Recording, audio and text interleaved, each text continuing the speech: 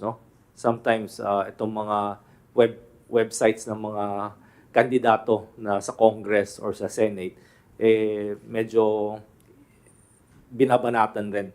So this is how we're our department is addressing by making all the different sectors, not just the government sector but the private sector, be more aware of their cybersecurity preparedness, and at the same time advising them on how to harden their respective infrastructure or information systems.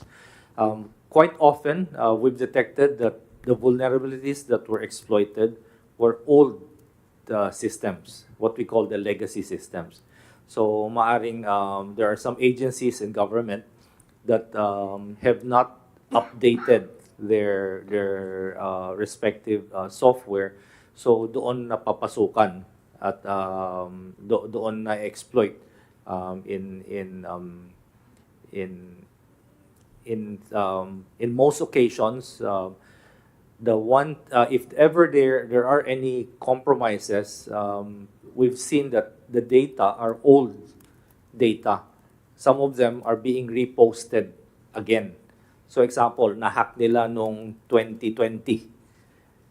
So may nakuha silang mga information. Tapos ipopost nila ulit ngayon at sasabihin, oh, may na-hack kami. But when you look at it, all that data are all, 4 years ago data, nothing of the current data. So we need to be more discriminating in entertaining some of these claims, no? Unless they show it. Marami nagki-claim na, nahack namin itong ahensya ng gobyerno, and then we pose the challenge to them. Okay, nahack nyo at meron kayo nakuha, pakita nyo. So we challenge them, okay, post it. What did you get? And either they do not post anything because they did not get anything. They just claim to have done so.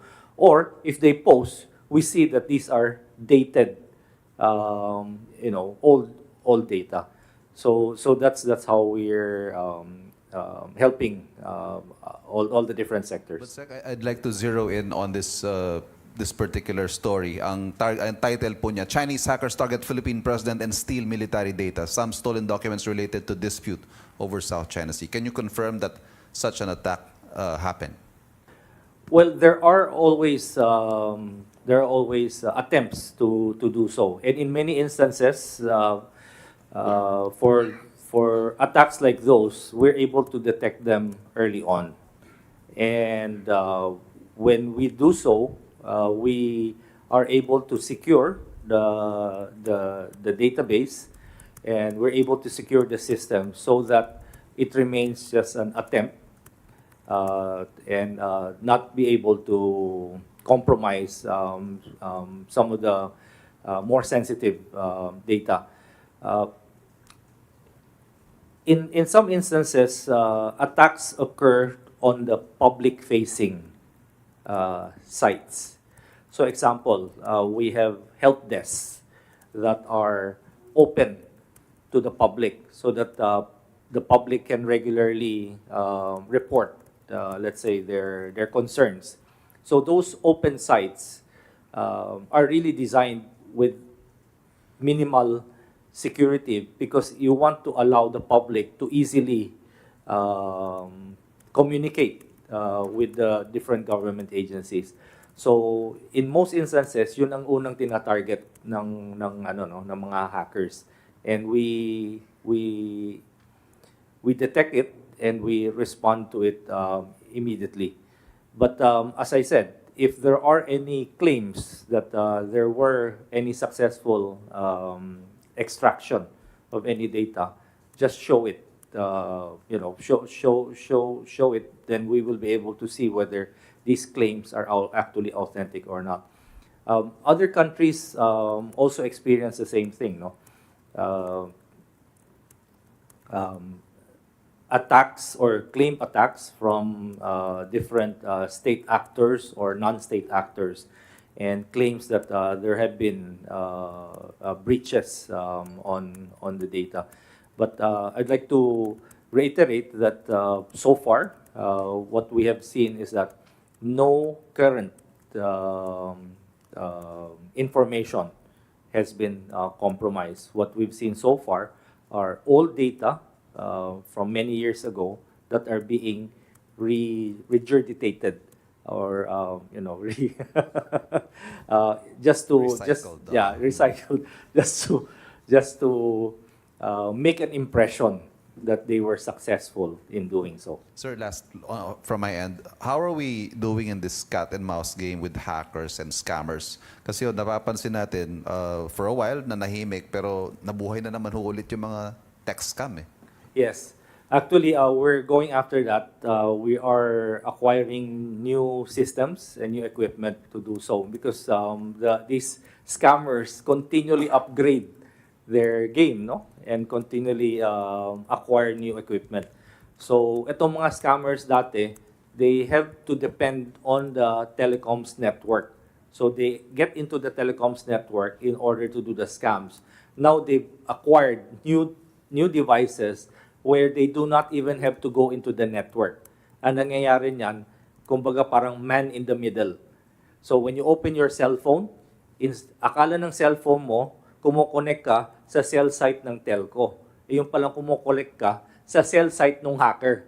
Yung hacker may dalang equipment na nagpapanggap na cell site at doon pumapasok yung number mo. So nalalaman ngayon ng hacker, oh, etong number na ito active. All they have to do is just they park their car with those equipment. Marami na kami nahuli nun, no? We call it drive-by hacking. They load those equipment in the vehicles and they drive around, and then when they park it outside the building, they park it outside malls. Lalo na nung Christmas, dahil marami nagsha-shopping, they park it outside these malls na maraming tao, and then they misdirect all the cell phones to think that it is a legitimate telco site. And then they capture all those numbers. Once they capture all those numbers, they now do a text blast to those numbers. And they can put anything on their, they can put a bank's name, a telco's name, a credit card's name on that text, making you believe that you actually are receiving a text from that. Dati kasi, yung mga numbers, yung mga letra na yan, the names, you need to be in the network. And the telcos will have to give you the right to put those names on the network to send those texts blasting. But now these new equipment are very modern and they can do that. So the deception is even more effective because of that. So what we're doing is, again, as you mentioned, it's a cat and mouse thing. When they're going around and we receive those texts, we have to deploy assets to go around also and try to find them where they are located and intercept them or and eventually capture them. Marami na tayong nahuling gano'n, no?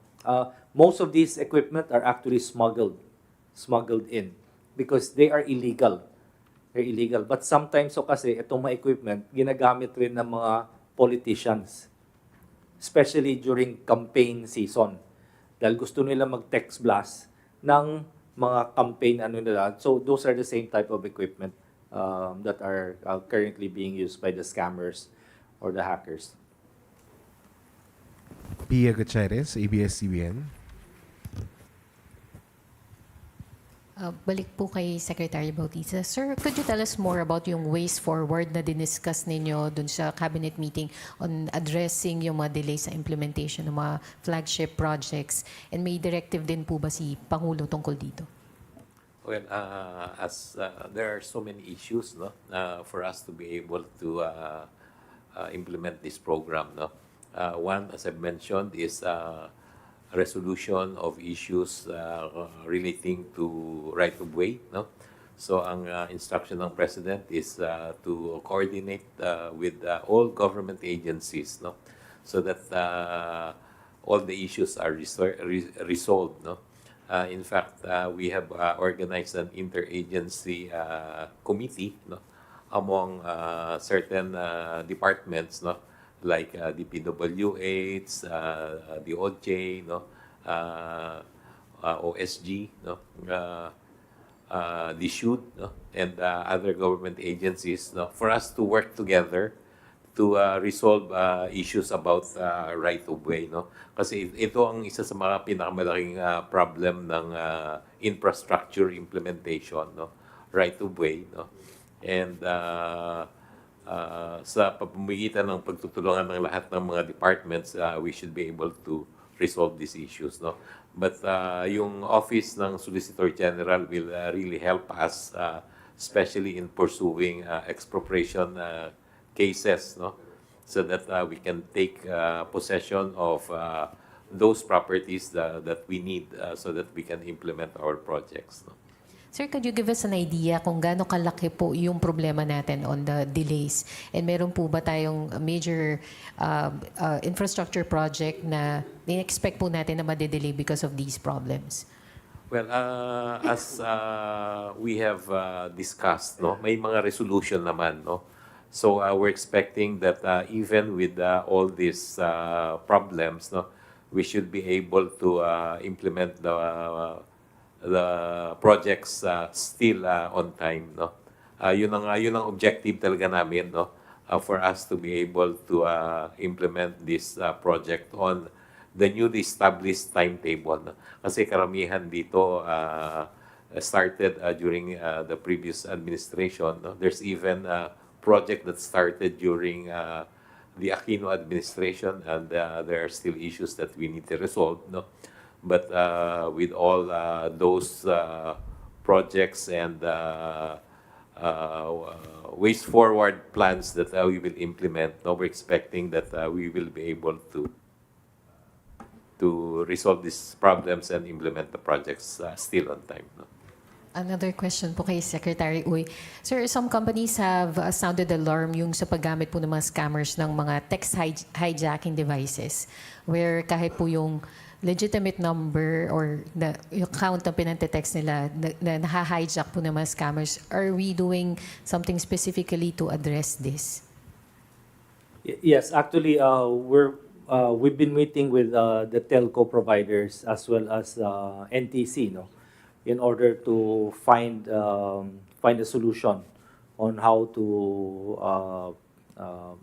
identify the specific technique that they're using in hijacking it. This is very new. This is a very new methodology that we're seeing today. And the telcos are still analyzing their systems on to see how the equipment is able to do that. We've confiscated some equipment, and we're currently having our technical people analyze those equipment to see how that equipment is operating in order to be able to hijack. What you're referring to is, you have a series of communications coming from legitimate text, and then suddenly there's a text that comes in that conversation, but actually it's not a legitimate text. It's coming from the hacker or the scammer that's able to infiltrate that conversation, no? That conversation. So bagong-bago yung equipment na yan at medyo pinag-aaralan pa ng mga experts how it's able to penetrate those conversations. Sir, can we say na yung nangyaring SIM card registration, may epekto pa po ba yun? Well, malaking epekto yung SIM card registration dahil as you would notice, nung naging effective yung SIM card registration, malaking binaba nung mga scammers, no? Dahil naputulan sila ng one main method of scamming. But then they shifted to other methods. And in these methods that they're using now, they are SIM, they do not need SIM. They operate on what we call over-the-top services like Telegram, Viber, or Messenger, which do not require a SIM card. So some of them are using those methodologies. But really, I think the more effective is really to increase our operatives on the ground in order to be deployed in different areas where we will be able to detect these operations, no? Because we know where they operate. They normally operate in crowded areas where they're able to maximize their fraudulent activity. And we're also addressing, so they've resorted to what we call guerrilla tactics na. Dati kasi, ang nangyayari, they're all located in one big building. They operate from that building. So ngayon, dahil marami tayong na-raid at na dismantle ng mga malalaking operations na ganun, naging guerrilla warfare ngayon. They've reduced them into smaller teams, very mobile, they move around, and so we have to respond accordingly and also change our tactics in going after them. So it's really, as my Tokayo said, a cat and mouse thing with these scammers and hackers. Thank you. Eden Santos, Net25. Good morning. Hello. Good morning po, ES. Natalakay din po ba doon sa full cabinet meeting yung about food security? Meron po bang directive si Pangulong Ferdinand Marcos Jr. Since binabanggit po sa mga report na PBBM government tempers to 2024 inflation, well in fact, yun pong presyo ng kamatis ay napakataas po. Ano po yung direktiba ng ating Pangulo pagdating po sa food security? Yung tanong tungkol sa food security, kung natalakay, wala kaming oras na tinalakay yung sa Department of Agriculture, pero kagaya nung pinauna namin kanina, si Presidente will makikipag-confer na lang doon sa relevant secretaries later on doon sa kanyang private office. No? But for the full cabinet discussion, yung mga hindi natalakay, ganun ang mangyayari. Doon po sa inflation, sinasabi po na pababa yung trend. Pero mukhang hindi naman po nararamdaman sa laylayan dahil po sa matataas pa rin yung presyo ng mga bilihin, gaya nga po ng kamatis at iba pang mga gulay, bukod po dun sa mga talagang nananatiling mataas na mga presyo na bigas, karne, isda. Huwag kayong mag-alala at ang gobyerno ay tinututukan lahat yan. Parang natural na nangyayari ko minsan per commodity. Yung right now, ang star of the moment is kamatis. No? Napansin namin yan. At other times, mostly bigas. Mula nung umpisa ng paninilbihan ko sa kabinete, nagtataka kami kung paano pa mangyari yan. There is sufficient supply, but the prices don't go down. They go up.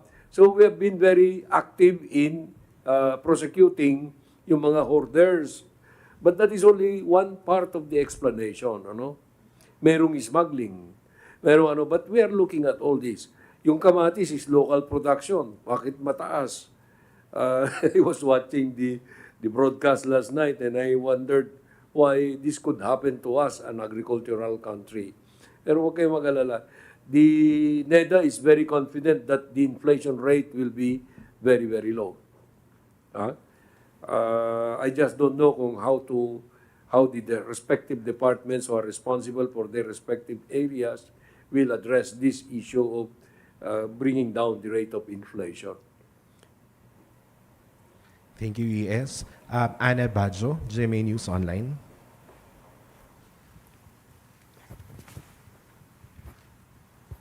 Good afternoon po, sir. Question for ES Bersamin.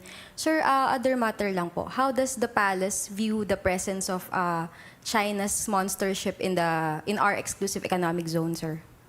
We view it with concern. No, ganito yan. So far, we have been challenging the presence of that monster ship.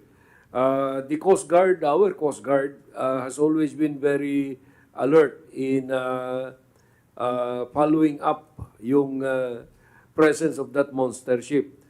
Pasulpot-sulpot, and it is within our exclusive economic zone. So, tina-challenge yan. If you look at the YouTube channel, makikita ninyo where there were many occasions na tina-challenge ng ating mga Coast Guard vessels yung kanila. Meron ding counter-challenge yung Coast Guard ng China. But it all works well in the end kasi nothing confrontational happens. So, maaring projection ng issue dito. But I'm not going to say anything more because that's a matter of operation, no? Oo. Pero sir, nagkaroon na po ba tayo ng high-level mechanism na way para sabihin sa China or i-approach yung China sa presence ng asset nila doon sa area natin? Okay. To answer that question, dalawang bagay ang sasabihin ko. The first one is we have always been issuing protest, demarching, they call that demarche. And the other one is there is a permanent apparatus for that, the vice ministerial level. Every now and then nag-alternate ang Beijing at saka Philippines, Manila, to host that vice ministerial level conference. So, this is the precise issue that they address, yung peaceful settlement of that dispute in the West Philippine Sea. Yung West Philippine Sea is the one that covers our maritime domain, the EEZ, and our territorial sea. No, beyond that, wala tayong control doon, so we do not deal with that issue. That's international. So every now and then nagmi-meeting yung the undersecretary natin, si Undersecretary Lazaro on our part, and the other side is the Vice Minister for this particular issue that is there in Beijing. So nag-alternate yan. Sir, sorry, other matter lang din po. May information na po ba yung Palace regarding sa pag-alis daw po ni Hitman Edgar Matobato sa Pilipinas? Wala kaming masabi dyan dahil we have no connection with Mr. Matobato. No? Whatever is his purpose in going out, we cannot control that. But if he intends to go to testify in another forum, that's also beyond our control. No? Hindi namin siya ina-encourage, hindi rin namin siya dinidiscourage. Thank you, sir. Julie Aurelio, Inquirer. Hello, sir. Good morning. Kay ES Bersamin po, earlier, SSS President Declaro said that they will continue with the contribution hike of the SSS. May I ask if calls for the suspension of the said hike has reached the President and what are his thoughts on it? Thank you. Actually, tungkol dun sa hike sa SSS, I think the SSS decided that last year pa. Programmed kasi yan eh. They increased yung, what I know is they increased yung monthly minimum na benefit for 4,000 to 5,000. Tapos there were other expansions of benefits. And to address that expansion, dinagdagan nila ng 1% lang naman yung contribution. That was long before this call was made. Okay. Now, if your question is, ano ang reaction ng Malacanang tungkol dyan sa call for suspension of the increase by 1%? You must understand kung kanino galing yung call. Kandidato eh. Si Rolly Makasait, who used to be president of SSS. I don't know if that is part of his way of campaigning. Pero we will consider seriously kung that issue ever is brought to us officially. We can understand where that call is being made. So, sir, as of now, there are no official efforts or communication as to the... Wala. Pero ito I want you to understand. Ang mga ganyang increases, they are studied, well studied, based on actuarial considerations. No? Napakahirap na sabihin mo, wag kayong mag-increase. We cannot be that arbitrary. We have to recognize that this SSS has a very respected actuary. Meron silang pag-aaral tungkol dyan. If you always meddle in their management of their affairs where they are very specialized, it will not work. It will not work. It may even be negative ang impact. So pabayaan na natin muna na palagay ko maaring yung call na yan is maybe good for next year if it ever will be reviewed. But right now, matagal na nila pinag-aralan yan. In-announce nila long before that call was made. And in fact, these benefits are being expanded now.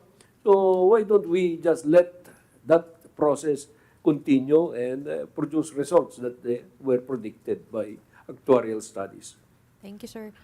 Another question sana for Secretary Bautista. Sir, you mentioned kanina that you discussed 15 or 16 flagship projects. May we get details as to the status of implementation of those projects and maybe a brief rundown of the specific issues affecting each one, like right of way lang ba, relocation of ISS ba, etc. Kung pwede lang po. Thank you. It took us more than 1 hour to discuss these problems. No? There are so many issues, as I mentioned earlier. No? But, in summary, no? We were able to, ang position namin din is we have taken proactive measures, no? To address its issue, no? And we are working to keep the project on track. No? Kung pag-uusapan natin yan, baka abutin tayo ng another 1 hour. No? But basically, these are normal issues that we encounter when you implement infrastructure projects. No? Right-of-way, funding, no? Coordination, minsan delay ng mga contractors. No? Sometimes there are technical issues that need to implement redesign, no? Or we need to redesign the project. No? One area that we talked is the realignment of LRT 1 extension to Niog. No? Meron na tayong existing alignment, no? But nagkaroon ng project ang DPWH, nagkaroon sila doon ng isang flyover. No? So, and because of that, I will have to redesign again the project. No? Yan yung mga issues that we need to address. No? But kailangan nga yung coordination with other agencies. No? Also, yung mga funding, we really need that there will be sufficient fund to support the right-of-way acquisition. No? May mga issues din kami pinag-usapan tungkol sa BIR. No? Kasi we have to pay our contractors, or the contractors need to pay mga taxes, VAT, no? And during the time that we buy properties, may mga capital gains tax yan na kailangan bayaran. No? There are some issues that we need to also settle with the BIR. No? There are issues also about registration of titles of lands, no, yung mga binibili namin na properties, no. So we need to coordinate with LRA, for example, yung land registration administration, no. There are issues about some assets that are being questioned by local governments, no. So napakaraming issue, but as I've mentioned, we have discussed measures and programs so that we can implement the project on time. Thank you, sir. Tuesday New, DZBB. Good afternoon, gentlemen. To Secretary Uy, please. Sir, sabi yung kanina ay naging effective naman yung implementation ng SIM Registration Act. Malaking ibinaba doon sa mga tax scams Pero nabanggit nyo rin, sir, na nag-shift na ng methods ngayon ang scammers. So may initiative po ba or move ang DICT na sa Congress na amyendahan itong batas na ito para makasabay din sa pagkontra dun sa mga scammer? Ang ang strategy namin ngayon is to do it on the operational level, no? Dahil matagal ang legislative process. At ang nangyayari kasi is napakabilis ng evolution ng mga methodologies on the scammers. So, if we go through that legislation, pagka lumabas na yung batas, bago na naman ang methodology nun. So, marami tayong batas na ilalabas na naghahabol, kumbaga, sa teknolohiya. So, what we are actually working on with Congress is to amend the cybercrime law in order to have a more encompassing approach. Like in other countries, what they have legislated is a law against online harm. So, kung ma-address yung online harm, that covers a wide swath, no? Whether it's cybercrime, it's scamming, it's hacking. So long as you conduct activities that will cause harm to others online, then it's covered by that law. So we're trying to consolidate and come up with a more inclusive approach rather than addressing them on a per methodology basis. Kasi yun nga, hindi tayo makakahabol niyan. Pagkalabas ng batas, nagbago na naman yung technology at yung technique ng mga criminals na ito. Thank you, sir. Last question, Ace Romero, Philippine Star. Secretary Bersamin, sa ibang paksa naman po, the former allies of, the allies of former President Rodrigo Duterte are criticizing the reorganization of the National Security Council. Attorney Panelo claims it smacks of bad politics and it's meant to target the Vice President, while Attorney Roque is questioning whether it is a prelude to martial law. Kasi tinanggal daw yung mga Vice President noong time ng unang Marcos admin. What do you say to those criticisms?